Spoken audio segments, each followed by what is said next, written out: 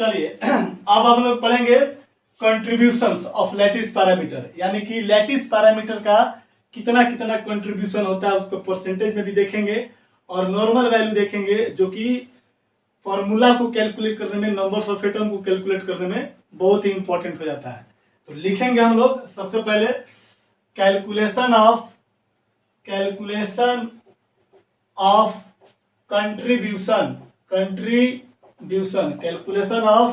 Contribution of lattice parameter in a cube, unit cell in an unit cell is a very important, ठीक ना, क्योंकि यहां से आपका न्यूमेरिकल आपका स्टार्ट हो जाएगा, ठीक ना।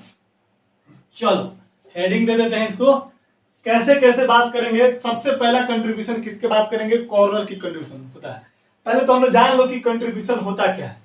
कंट्रीब्यूशन का मतलब होता है योगदान। क्या होता है, योगदान। जैसे मान लीजिए सपोज दैट कि हम लोग को, अगर हम लोग 4 आदमी हैं, ठीक ना, और 4 आदमी मिल करके एक काम करते हैं। जैसे सपोज दैट सिंपल से है कि मान लो कि एक पूजा करना, जैसे सरस्वती पूजा करना है ना, सरस्वती जी की पूजा करना है, और सरस्वती पूजा हम लोग 4 आदमी मिलकर कर रहे हैं, ठीक ना। जैसे कि एक आदमी, 2 आदमी, मतलब कि इसको कंट्रीब्यूट में टोटल यहाँ पर कितना है, 4 आदमी है। 4 में 4 आदमी मिल करके एक सरस्वती पूजा का गठन करता है। चारों ने पैसा अपना मिला कर किया है। तो मैं बोलूंगा कि 4 आदमी मिल करके एक काम को करता है, तो एक आदमी कितना मिलकर काम करेगा, एक का कितना कंट्रीब्यूशन हो जाएगा, तो 1 कितना 4 हो जाएगा ना। ठीक उसी प्रकार से यहाँ पर भी वही बात होगी। जितने भी लैटिस पैरामीटर है, चाहे वो कॉर्नर हो, चाहे वो फेस हो, चाहे वो बॉडी सेंटर हो, चाहे वो आपका एज हो, तो उसका कंट्रीब्यूशन कितना होना चाहिए, ठीक है ना। तो उसकी हम बात करेंगे। तो सबसे पहले बात करो, यहाँ पर लिखो, यहाँ पर कि कंट्रीब्यूशन है, वहां पर एक कर दीजिएगा, कंट्रीब्यूशन ऑफ कॉर्नर। देखो कॉर्नर कितना कंट्रीब्यूट करेगा एक यूनिट सेल में। याद रखना, एक यूनिट सेल में टोटल नंबर ऑफ कॉर्नर कितने होते हैं, 8 कॉर्नर होते हैं। या हम यूं कह सकते हैं क्या कि 8 कॉर्नर जो होता है वो 1 यूनिट सेल में क्या है, शेयर है। बोल सकते हैं ना कि 8 वो कॉर्नर जो होगा एक यूनिट सेल में शेयर होगा, कोई दिक्कत नहीं है। या यूं कह सकते हैं कि 8 कॉर्नर मिल करके एक यूनिट सेल पार्टिसिपेट करता है, तो एक कॉर्नर का कंट्रीब्यूशन कितना हो जाएगा, 1/8। आ रही है बात में, नहीं आ रहा समझ में। कंट्रीब्यूशन का मतलब होता है मेरे भाई शेयर करना। जैसे मान ले, देखो हम तो सिर्फ एक यूनिट सेल की बात कर रहे हैं ना। हमने क्या बोला था पिछले क्लास में कि यूनिट सेल जो होता है रिपीटेड स्ट्रक्चर होता है। एक यूनिट सेल जो है बहुत सारे यूनिट सेल को मिलाकर सॉरी देख, ऐसे समझ कि यूनिट सेल क्या है, रिपीटेड स्ट्रक्चर है। हमें बताया था रिपीटिंग यूनिट है। बहुत सारे यूनिट सेल मिल करके क्या करता है कि एक क्रिस्टल लैटिस का क्या करता है, फॉर्मेशन करता है। नहीं पता है। हम लोगों ने किया क्या था कि सिर्फ एक यूनिट सेल को स्टडी कर रहे हैं, और एक यूनिट सेल में कितना कॉर्नर होता है, 8 कॉर्नर होता है। आई बात समझ में। अब जैसे देख ले कि ये बिल्डिंग है, ऐसे समझ ले कि ये वाला जो कॉर्नर है, ये वाला कॉर्नर है ना, इधर दिखाई दे रहा है, इधर भी नहीं दिख रहा, ये वाला कॉर्नर है। ये हमने बनाया कि एक यूनिट सेल का ये कॉर्नर है। अब ये कॉर्नर इस कॉर्नर से भी अटैच है, ये कॉर्नर इस कॉर्नर से भी अटैच है, यहां से इस तरीके से अटैच है। ये कॉर्नर बगल वाले यूनिट सेल से भी होगा, ऊपर वाले यूनिट सेल से भी अटैच होगा। तो ये जो कॉर्नर होगा वो 8 यूनिट सेल को क्या करता है, शेयर करता है। आई बात समझ ना। तो एक कॉर्नर का कंट्रीब्यूशन कितना हो जाएगा, 1/8। ठीक है, नोट करो यहां पर सबसे पहले इस तरीके से। देखो ये चीजें हैं 3D और 2D में थोड़ा सा डिफिकल्ट है, इसको समझना कैसे है बस इधर से बोल रहा हूँ उसी तरह से क्लियर कीजिए, ठीक ना। नहीं तो रूम में बैठ करके सोचिएगा, और नहीं भी सोचेंगे तो बस रिजल्ट याद कीजिएगा, ठीक ना। रिजल्ट पूछता है, ये नहीं पूछेगा कि कैसे हुआ, ठीक ना। तो कंट्रीब्यूशन ऑफ कॉर्नर की बात करेंगे तो यहाँ पर क्या लिखेंगे जरा देख, तो बोलेंगे कि चूंकि, बोल सकते हैं हम कि चूंकि 8 corner share in one unit cell, one unit cell। या तुमको ऐसे भी बोल सकते हैं कि चूंकि बोल सकते हैं क्या कि वन कॉर्नर, ऐसे करो 8 corner share in one unit cell, इसलिए एक कॉर्नर कितना में शेयर करेगा 1/8 में, इसलिए कंट्रीब्यूशन ऑफ कॉर्नर कितना आ जाएगा बाबा 1/8। याद रखिएगा इसको। अगर मान ले कि परसेंटेज की बात करूंगा, कभी कभी क्वेश्चन ये भी पूछ देता है, परसेंटेज करके पूछ देगा, ठीक ना। लिखेंगे कि परसेंटेज कंट्रीब्यूशन ऑफ कॉर्नर की अगर हम बात करें तो कितना आ जाएगा 100 से मल्टीप्लाई कर देंगे, यानी कि कंट्रीब्यूशन ऑफ कॉर्नर गुना कितना 100, कंट्रीब्यूशन कॉर्नर का कितना 1/8 गुना कितना 100, इसको सॉल्व करोगे तो 12/96 12.5%, 12.5%। तो ये पूछता है कहीं कहीं आपको बोल देगा कि कॉर्नर का कंट्रीब्यूशन कितना, तो 1/8 बोलेगा कि कितना परसेंटेज कंट्रीब्यूट करता है कॉर्नर, तो 12.5% यानी कि 12.5%, ठीक ना। नोट कीजिए इसको। फिर हम दूसरा करेंगे कंट्रीब्यूशन ऑफ फेस, मिटा दे इसको, बी में लिखिएगा कंट्रीब्यूशन ऑफ फेस।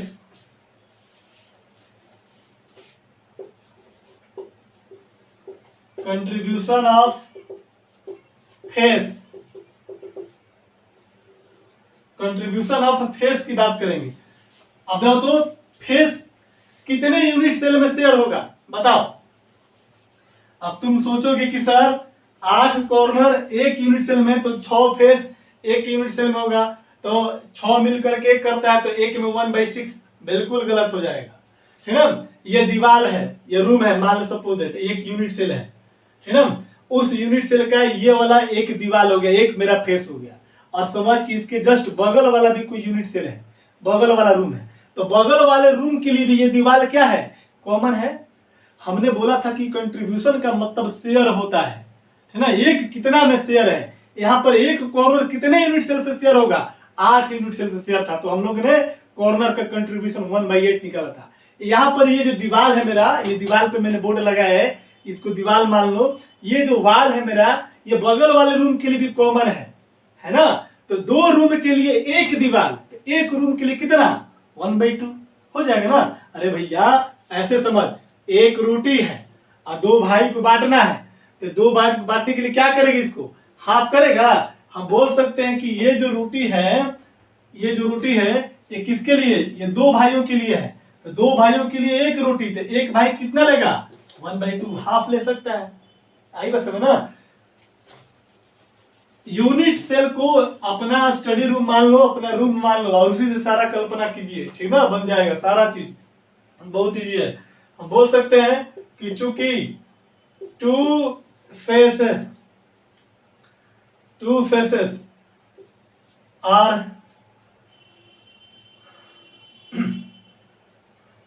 चूंकि 2 फेसेस आर शेयर्ड कर दो, शेयर्ड इन 1 यूनिट सेल, इसलिए 1 फेस का शेयर कितना हो जाएगा 1 कितना 2। 2 फेस जो है उल्टा लिख दिया, नहीं काटिए इसको, सॉरी काटिए इसको, ऐसे लिखो,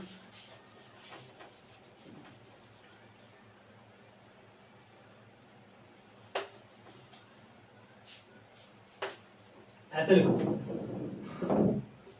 कंट्रीब्यूशन ऑफ फेस में लिखेंगे कि 1 face is common in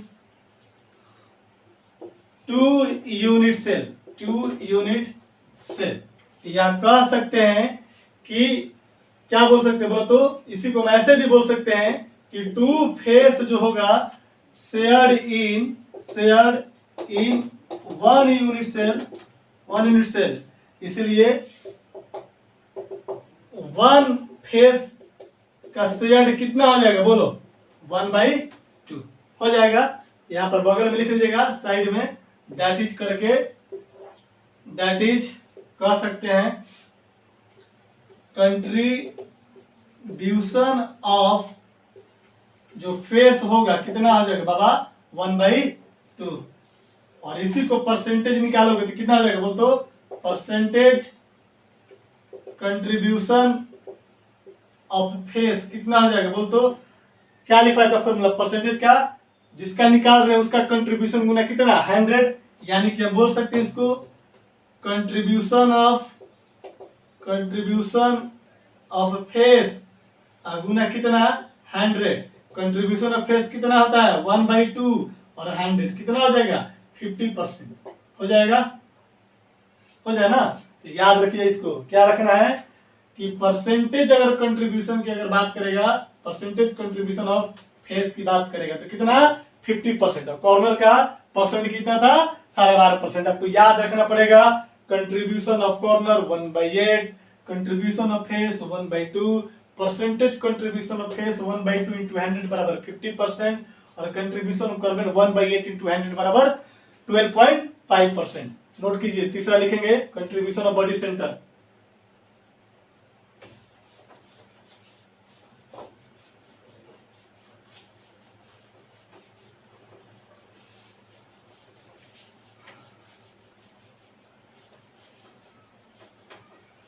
contribution of body centre, C में लिखेंगे contribution of body centre, contribution of body centre. तो कंट्रीब्यूशन ऑफ बॉडी सेंटर की बात करेंगे तो बताओ तो बिल्कुल सिंपल है।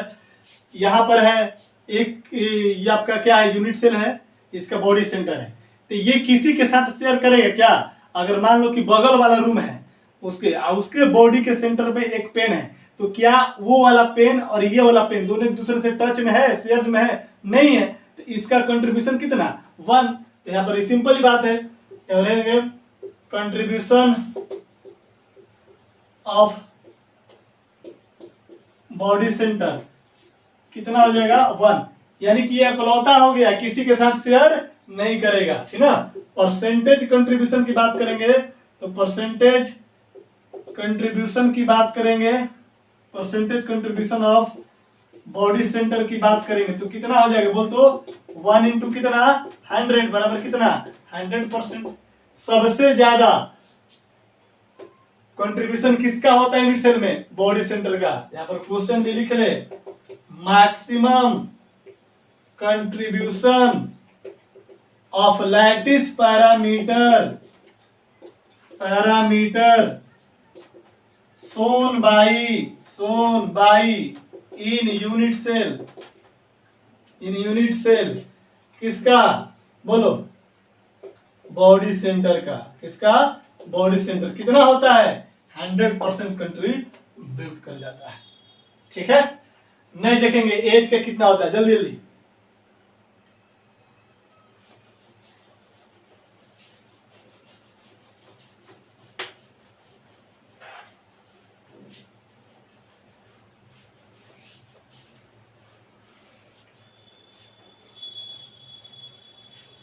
तो डी में लिखेगा कंट्रीब्यूशन ऑफ एज का कितना कंट्रीब्यूशन, किनारा का कितना कंट्रीब्यूशन है। देखो तो जरा सा, कंट्रीब्यूशन का मतलब होता है 2 3 5 कितने के साथ शेयर में है। मान ली कि ये रूम है और इसके जस्ट ऊपर में एक और रूम है, तो देखो तो ऊपर में कौन किनारा, एक किनारा, 2 किनारा, 3 किनारा और एक कितने 4 किनारा। टोटल कितने नंबर किनारे हैं 4 है ऊपर में, और जस्ट ऊपर से एक और रूम को जस्ट इसी साइज का यूनिट सेल है, तो सेम टाइप का यूनिट सेल होना चाहिए ना। ऐसा नहीं कि कोई क्यूबिक है कोई क्यूबाइड है, तो ऐसा होगा नहीं, ठीक है। ऐसा ही रूम एक ऊपर में और है, तो उसका भी नीचे वाला जो होगा जिसको ऊपर के साथ टच करेगा, हो जाएगा नहीं हो जाएगा। तो देखो तो हम क्या कर सकते हैं कि 4 किनारा कितना में है, 4 को जो किनारा है ये हमारा इसका एक यूनिट सेल का 4 किनारा दूसरे के साथ क्या है कॉमन में है ना।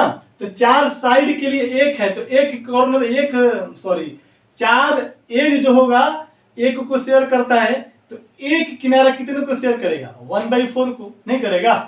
लिख रहेंगे यहाँ पर, कंट्रीब्यूशन ऑफ एज, सिंपल लिखो, ज्यादा दिमाग नहीं लगाना इस समय। कंट्रीब्यूशन ऑफ एज कितना हो जाएगा? 1/4।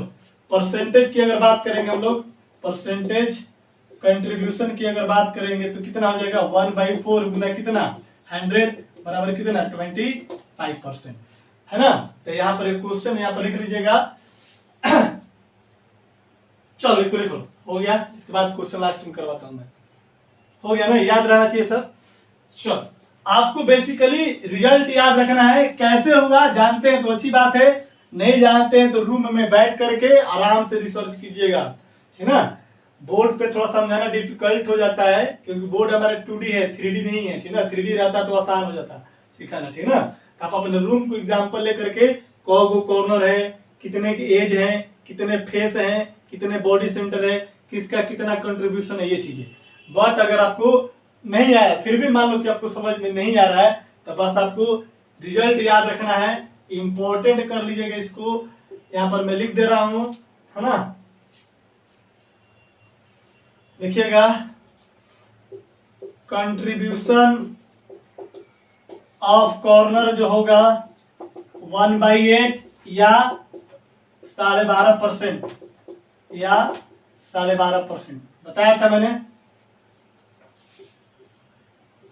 कंट्रीब्यूशन ऑफ फेस कितना था बाबा? 1/2 यानी कि 50%। इसके बाद कंट्रीब्यूशन ऑफ एज कितना था? 1/4। ये सब न्यूमेरिकल बनाने में काम आएगा, ठीक ना। ये कितना हो जाएगा बोलो? 25%। और एक था मेरा कंट्रीब्यूशन ऑफ बॉडी सेंटर, ये कितना हो जाएगा? 1, लगभग कितना? 100%। तो ये आपको कुछ समझे चाहे नहीं समझे, ये आपको याद रखिएगा, ये आपका रिजल्ट है, ठीक ना। और इसी से आगे कहानी प्रोसीड करेगा आपका, ठीक है। यहाँ पर एक लिख लेते हैं, एक और क्वेश्चन, है ना, मिटा दे इसको। चलिए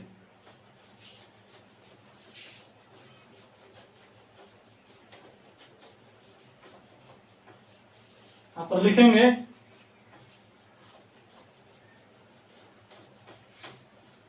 यहाँ पर लिख लीजिए जरा सा एक question. Arrange the value of contribution of lattice parameter in increasing order. किसका बताओ तो? सबसे इंक्रीजिंग में बढ़ते क्रम है, छोटा से आगे, तो सबसे पहले क्या हो जाएगा बोलो? कॉर्नर। इससे ज्यादा किसका? कॉर्नर से ज्यादा ये 12.5%। इसके बाद एज का हो जाएगा क्या? एज का कंट्रीब्यूशन। इसके बाद इसका 12.5, इसका 25, फेस का कितना हो जाएगा बोलो? 50%। और लास्ट में क्या हो जाएगा? बॉडी सेंटर का कंट्रीब्यूशन हो जाएगा ना। इसका कितना होता है बाबा? 1/8। इसका कितना? 1/4। इसका कितना? 1/2। और इसका कितना? 1 होता है।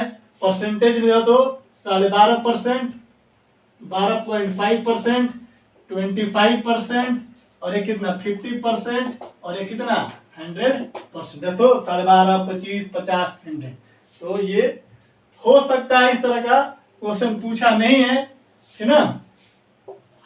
इधर से ऑर्डर वाला क्वेश्चन पूछा है, बाकी वो क्वेश्चन पूछा है कि कितना परसेंट कंट्रीब्यूशन होता है, बट इधर से ऑर्डर में अरेंज करने का नहीं पूछा है। हो सकता है पूछ दे, ठीक ना। चलो आज की कहानी यहीं तक मेरे भाई, ठीक ना। नेक्स्ट क्लास में पढ़ेंगे calculation of numbers of atom, और उसके बाद न्यूमेरिकल आपका स्टार्ट हो जाएगा, ठीक है। Thanks, good night.